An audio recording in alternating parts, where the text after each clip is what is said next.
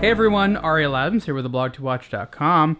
Please subscribe to our YouTube channel and like this video if you find it useful. This is a review of the Cartier Tank MC. This is basically, as far as I know, Cartier's first tank watch for men that contains an in-house made movement.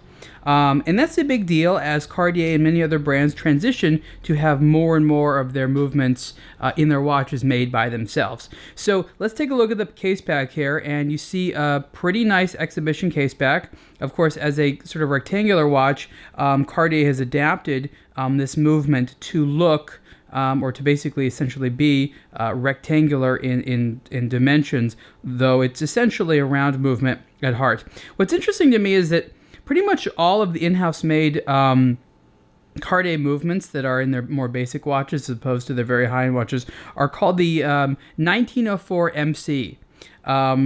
And even though they have different complications, different layouts, they're basically all called the 1904 MC. And the reason that is because the 1904 MC is a base module, and you can slightly change some of the layout features. You can put a module on there to add a chronograph or things like that. So that's sort of why it's all called the 1904 MC. And it's a pretty good movement. It runs at 4 Hertz, and it's attractively decorated here with some Geneva stripes, and it overall looks quite nice. Now, the Tank is, of course, one of Cartier's most popular products over the years because it's very, very elegant, and it goes back to some of the origins of Cartier wristwatches. On the wrist, it looks pretty nice. The MC, I guess you could say, is on the larger side. Of course, there's smaller ones, and there are bigger Tank models, but it's probably the larger size of the Tanks for men. It does not right now come in a bracelet, though I think it would look cool in a bracelet.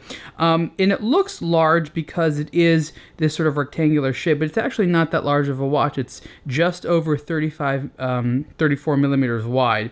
This version is in steel. It also comes in gold.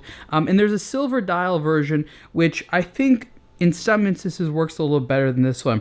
This black dial version looks very nice in combination with this gently tapered alligator strap. It's a very attractive look, but unfortunately I find that the hands are a little bit difficult to read. So you can see that the hour markers here work really great, but the hands are a little bit difficult to read. Like I said, there are lighter dialed versions of the Tank MC, which are generally going to be a lot more legible. In addition to the time here, you have a subsidiary seconds dial as well as the date, and if you think about the Calibre, it's a very similar layout. It's the same movement and same layout. Here it's just sort of in a Tank style. The Tank is one of the few square/rectangular men's watches, especially dress watches, which have succeeded over the years, and there haven't been that many.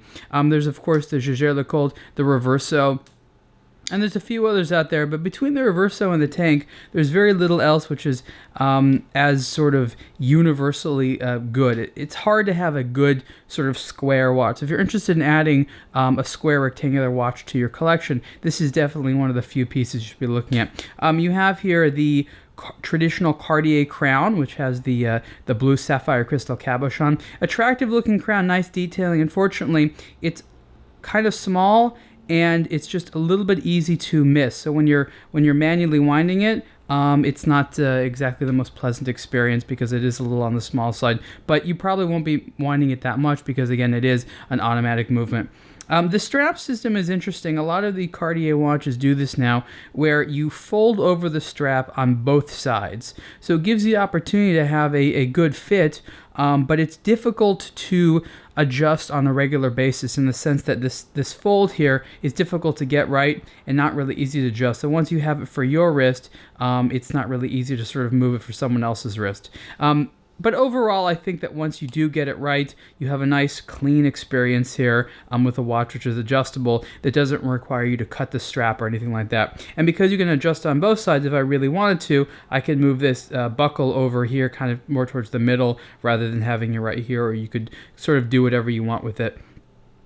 Overall, if you're looking for a Cartier watch with in-house movement in the Tank collection, this is your only choice right now. The Tank MC also comes in a chronograph version, and I'm sure that Cartier will be adding more versions as well. I think it's overall a nice sort of daily dress watch with a suit or sort of that more formal type of lifestyle that you might have. Price for this version of the Cartier Tank MC is $7,000, and you can see the full review on aBlogtoWatch soon. Thanks.